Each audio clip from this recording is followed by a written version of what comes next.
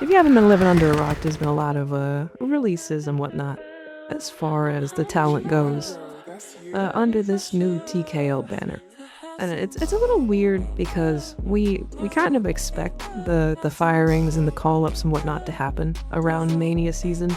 They even have the name for it when like a bunch of names get released, like the Black Friday or whatever for the WWE. But I just kind of wanted to talk about my thoughts of on the whole topic of TKO releasing people and, you know, wrestlers no longer being a part of WWE. I don't really have a very deep take on it, but at the same time, I kind of view it from a different lens, I would say, based on the chats that we've had in Discord about it. Like, it feels really weird with TKO being at the helm of things, because they have a more business-minded approach to it, or I would say they have a more bottom line, salaries, sort of UFC kind of approach to the talent, where like, under TKO ownership, the roster cuts just feel weird. There's not really a care for creative when it comes to these decisions. Like in the middle of storylines, you'll see people get released, which is dumb. It's not good for the enjoyment of the product. But I guess at the end of the day, when they're looking at numbers and stats and sheets and all that, they get to kind of say they ticked off a couple of boxes just by getting rid of somebody who might have, you know, cost them a bit more money to keep around. It's a shitty thing because, I mean, when it comes to superstar wrestler loyalty or people who've been in the system for years, it feels extremely like a betrayal almost to just let go of these people, regardless of their tenure or how long they've been in the storyline or how dear they are to the audience. They'll kind of chalk things up to like corporate restructuring or like budget optimization, all this extra shit that it sucks to see from the outside as someone who enjoys the product. It sucks to see from the outside as someone who's like looking into this world of all these moving pieces, where sure we have characters we care about, but there's also people that are like they play these characters or they are these performers, and to see them just kind of get the rug pulled from under them, it sucks. It sucks. I also think a lot of these releases, they damage fan trust a lot of the time. Cause like, well, what kind of precedent does it set for you if you're enjoying the show, you're enjoying a storyline or something, and then a key factor or a key piece of it can just be, you know, cut on a whim randomly, and then we just have to keep the show going on without any mentions of them. Like, it's so weird. The biggest example of that I'll give that I was kind of paying attention to at the very least was like the Kairi Sane situation. It's so ugly that we still have to just have the Io versus Asuka storyline is like this damn custody battle thing where the person they're fighting for custody over ain't there no more. So we gotta do this weird, you know, pivot.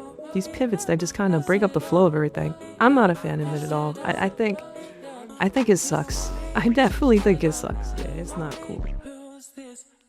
If they can be cut in the middle of a storyline, anybody could be cut, right? Well, I say anybody, but there are like a couple of golden gooses who probably won't be cut anytime soon. They could be as part-time as they want and suck up as much of the funding and all that because they're a draw in the eyes of these guys. But it's ugly. It's ugly, man. It's feeling more coldly corporate after the merger. Like I'm sure there are like personal what's the word I'm saying? Personal relationships that Triple H or, you know, some of the guys in the back have with the superstars, and to have to kind of send them away like this, or you know, to have to be the one in charge, quote unquote, while there's like maybe a corporate entity above you telling you to gather your ready people it's not an enviable position. And I truly honestly think in a perfect ideal world where they're in charge of, you know, talent relations and who gets to go and who gets to stay, I do believe that the people who have these relationships with Triple H, they wouldn't have been cut at all. I don't even think they need to have relationships with Triple H. I think they just, as long as they're in good standing with the company, there's always going to be a position for them and a spot for them. In a perfect world, this TKO shit, if they could just fund the events and shut the fuck up and stay out of the way, I would love that. Just get out the way. Don't have... Let them cook. Let WWE cook. Let the guys cook. At the very least, this is probably like the best time to be released. And I'll probably make a video on that too. I'm just kind of rambling. I'm doing a little ramble rant style, if you haven't noticed. There's no script here.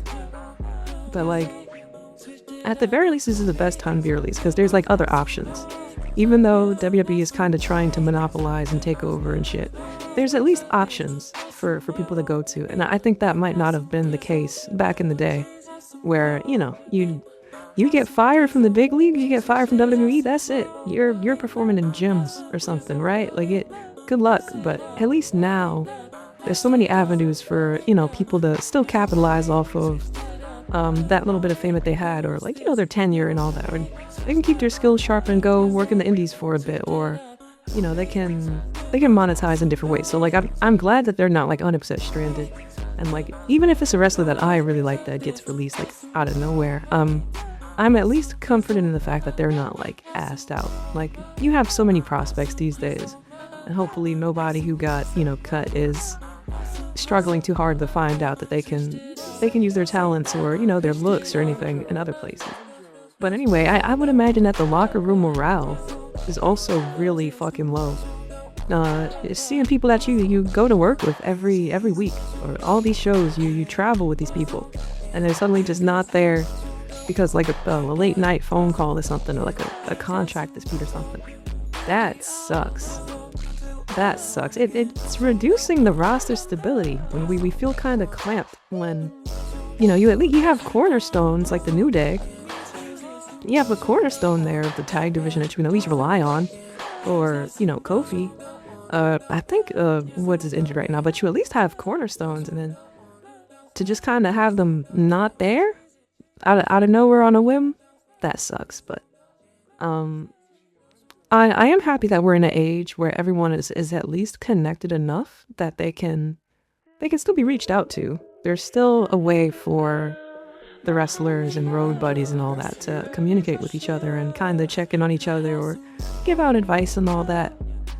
But it's weird. This TKO shit, man, it makes it really hard to watch the product, and I don't mean to get on here and whine and complain. I usually don't. Like, I either watch some shit or I don't, right? But it's like, it's death by 1,000 cuts for me, where like I couldn't even force myself to watch any more WWE after all the ads.